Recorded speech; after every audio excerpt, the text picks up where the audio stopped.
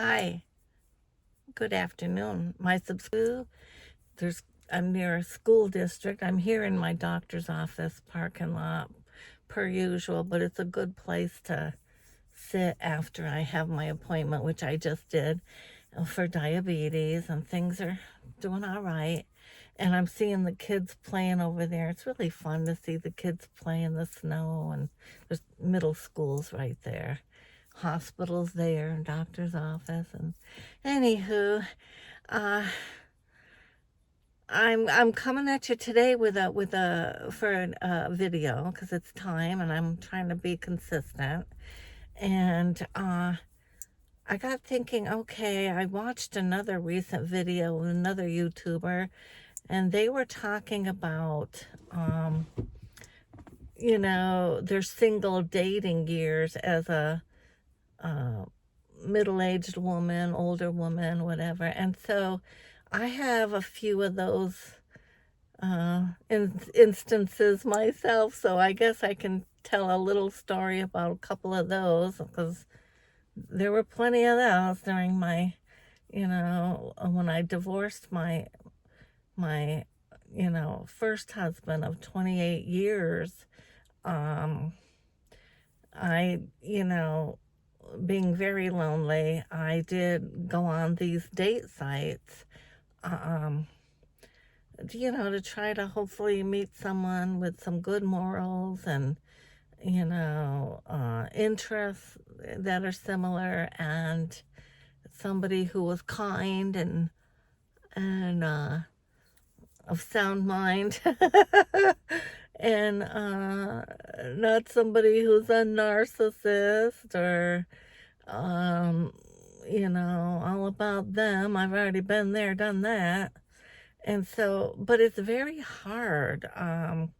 Now I back when I left my first husband, I was 48 years old. We married when I was 20.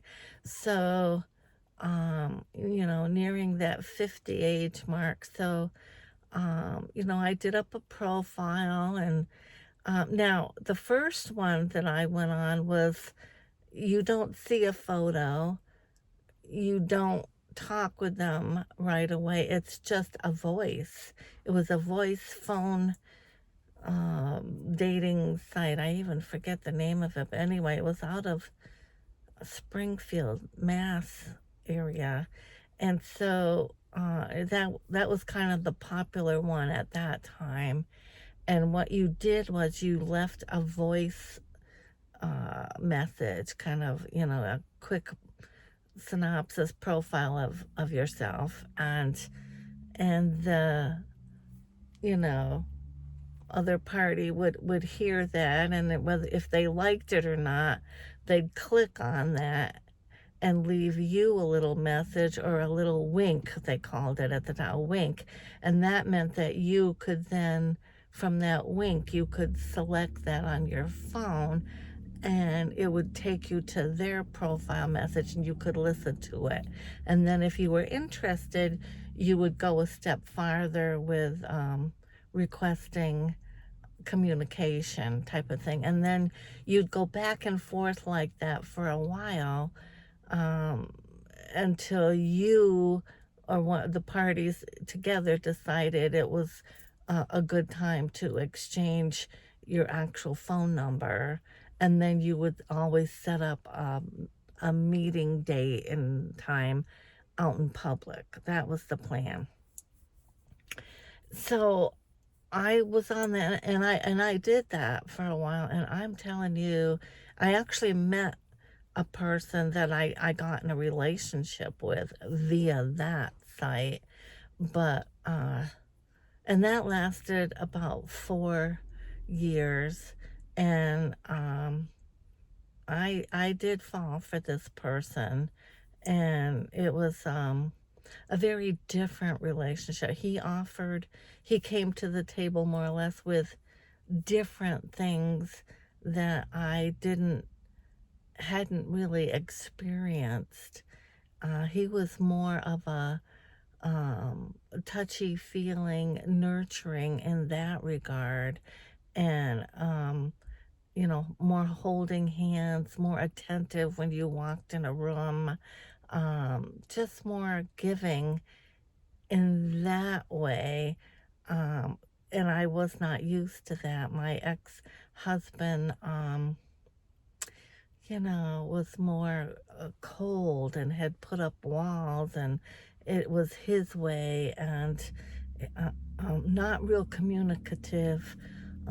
So you were left always feeling like, what did or didn't I do to piss him off today or something? So, as far as the intimacy, it was very hard to feel comfortable or open up to someone who'd been harsh to you with their words during the day, and so you took years of this. After a while, you didn't even really like this person. I'm talking about my ex.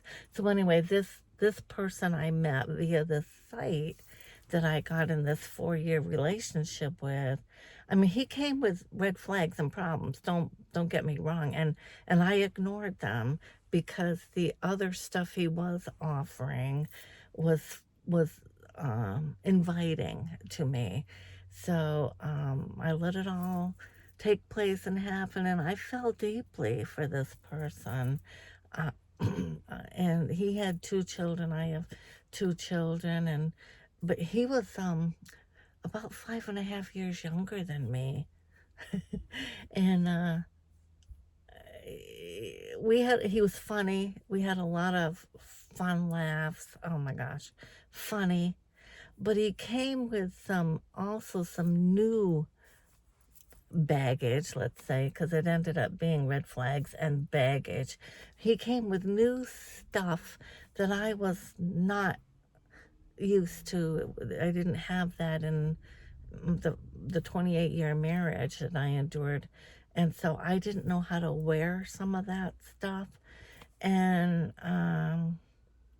that being, a pot smoker, and yet, it led me to believe everybody and their brother does that. And yet, I have to say, in my 28-year marriage, we were like, Boy Scout, Girl Scouts. I mean, we were L7, I would tell people. We were squares, I guess.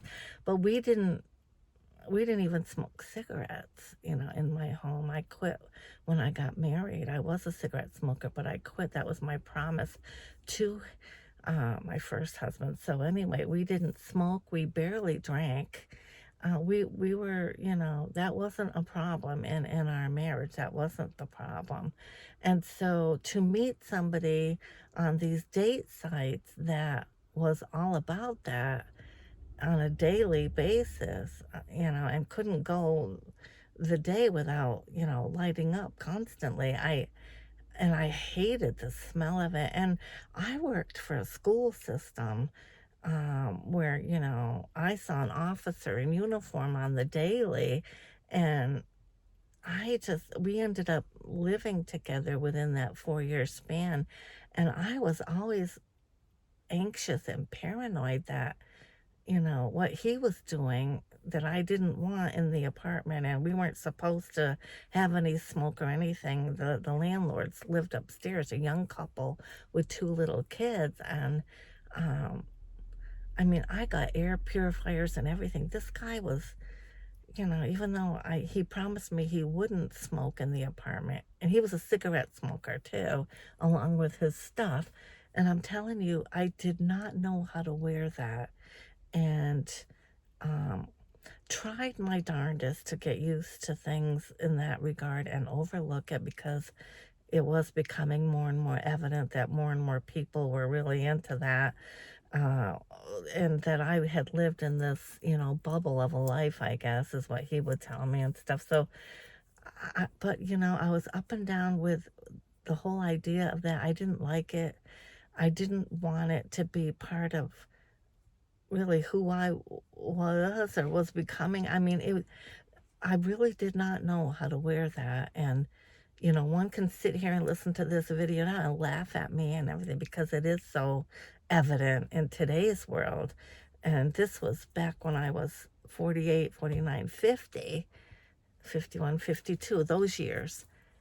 I'm going to be 73 on the 27th of this month. And so looking at the news and the way the life is, yeah, it's pretty obvious that a lot of people do that. And, I'm not telling you what to do. That's fine if you do that. But I'm just saying, for me, in my life, I did not know how to get used to that and how to wear that with the person that I, you know, had deep feelings for and I was living with, was doing that on a daily and had it in the apartment and on him. And it would scare me because this was still back when the laws were even a little different from what they are today.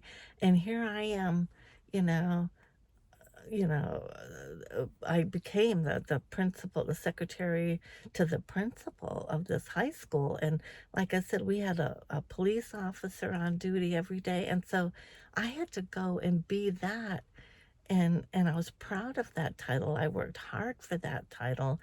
And, and, and yet I did only stay in that position for about a year or so. But anyway, I guess what I'm getting at is that, um, I and that became a very large red flag in our relation, along with some other things. But um, yeah, don't overlook those red flags, folks. I mean, it was obvious from the beginning that he was doing that, and yet I turned a blind shoulder because of the other stuff that felt good that he was offering me. And but even some of that in the end it just became tumultuous and too heavy for me. And he was the type too that would get bored with things, so he constantly needed I don't know, change and excitement and whatever. So we went on and off again for 4 years. And I don't mean to poo-poo the whole relationship because um, I did have those experiences, and life is, to me, is about experiences. And so some of what he brought to the table, I was grateful for. And so I am grateful for having that relationship that I learned from. I learned a lot from that one. So anyway, there's that. But let's get into, okay, so I did that with the phone dating app. And then I also, there was one, um, I'm not going to name it, but I'll just, kind of give the titles to it. P of F. Uh, that should give you enough. And that was more a local one. And I found that one to be not so great for me.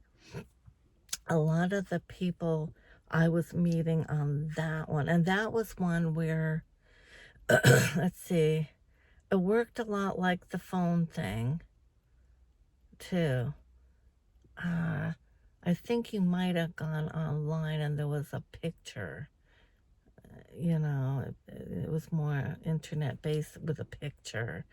And then, um, after so many this and that, you would exchange numbers and then you would meet again. I always did meet out in public.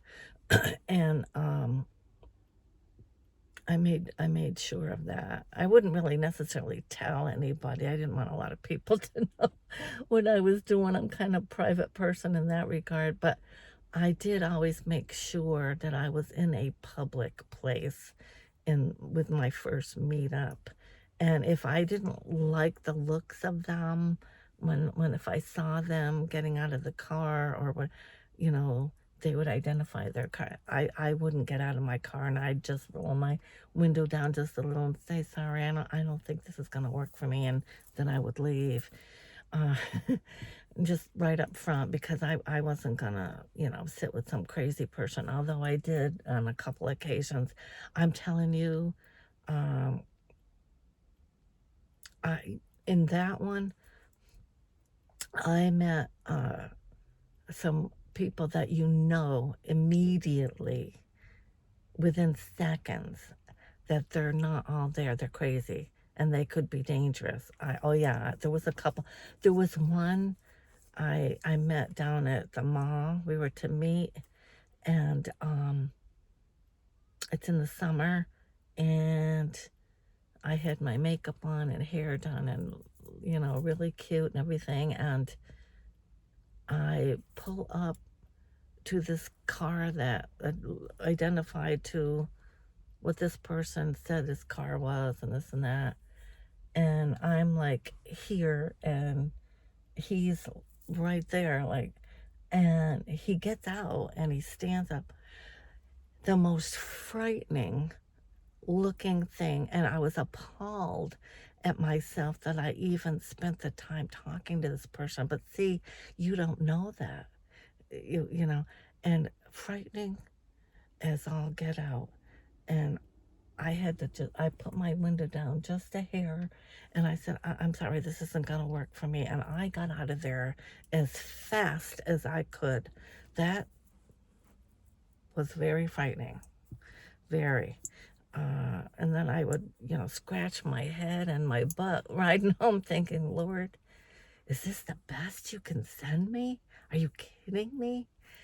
So there was so many. I could talk about so many like that it was disheartening and discouraging. And then from that, I decided to go on the one, and I can't even think the name of it, but it's one where you pay good money. It was a good price. But this one, the way it was set up was all about um, a profile, a picture of you, and a long profile, and then you answered a survey also, so that they do up this profile of you from how you answered those questions on this survey. And it was quite lengthy survey. And then they built the profile for you and put it out there. And then, well, in all that, they also, from your profile, would match you up initially with 10 or 12 people, a good handful of people that they felt were good matches for you, giving how you answered the survey question. And from there, you got to choose whether you wanted to, take them up on what they sent you and this and that, and, send that person a wink or whatever they had, or a like. And then you would get to read their profile, learn about them, and then you had to go through stages with that and follow their protocol to the next step. So it took a while. It took a few weeks of, it wasn't just quick right away, and you followed that whole format till you got to a point where you knew a little more about this person and you could exchange a phone number and set up a meeting date. So I did that, and one guy's profile was so nice, and his picture didn't look too bad. So I thought, oh, I was so desperate, so lonely. Because let's go back, I was lonely in my marriage of 28 years. I mean, the last 10 or 15, or, pretty much all through it, I was lonely because my ex-husband was not a nurturing soul, was not gentle and kind in that regard, or nurturing. If you needed nurturing, there was something wrong with you, and you had to work on that and figure it out for yourself. He wasn't going to help you with that. No, he put walls up. He was not a nurturing soul. And so you were led to believe that, and you're the one who went off to counseling and talking to someone because you're trying to figure it all out. So anyway, I met so many. I met one guy who, I mean, he drove a truck for a potato chip company, for God's sake. But I met him down in the Northampton area. And so he and I looked really nice this day. I had a white shirt on with a white tank top underneath. It was a set and it had beautiful lace, like eyelet, beautiful, beautiful shirt, and some jeans and my hair and makeup. I mean, I looked nice. And I get there, and the plan was we were gonna go to a nearby restaurant for a dinner, Dutch treat, you know. And so I remember when I pulled up, he was already standing up by his car waiting for me. I was a few minutes late, I guess. And I remember getting out of my car, and the restaurant that we were going to go to was just a short walk away. You could see it from our cars. And there were other restaurants around too, and coffee shops and stuff. It was like a little parking lot. And I get out, and so I say hello, and he says hello, and I don't know, we chatted for just a moment, I don't know, very briefly. And then I said, well, okay, you want to go to this restaurant over here? And he goes, well, there's a problem. And I said, okay. What's the problem? And he looked me up and down. Now, this man had every intent of making me feel small. I figured it all out. I realized right off what his intentions were, because I was about the size I am now. And he eyed me from head to toe to kind of let me know that I didn't meet his approval of how I looked or something. And he goes,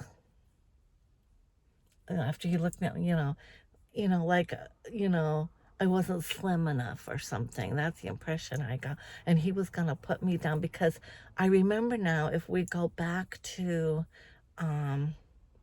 well, anyway, he did that, gave me that look and said that.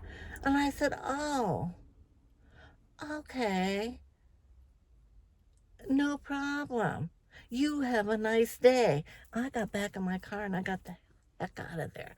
But on the way home, I got thinking, okay, let's back up to some of the conversation I had with him over the phone. And I was very self-assured at that time. I had gained my confidence. And that was because of this 4-year relationship that I had been into, and we broke up. But one thing he gave me was the confidence, because I didn't have that for 28 years. And this person did tell me, when I'm done with you, you're going to know that when you walk in a room, you're worthy of, being there, and to be with any man, anyway. So I had learned and gained that self-esteem that I needed.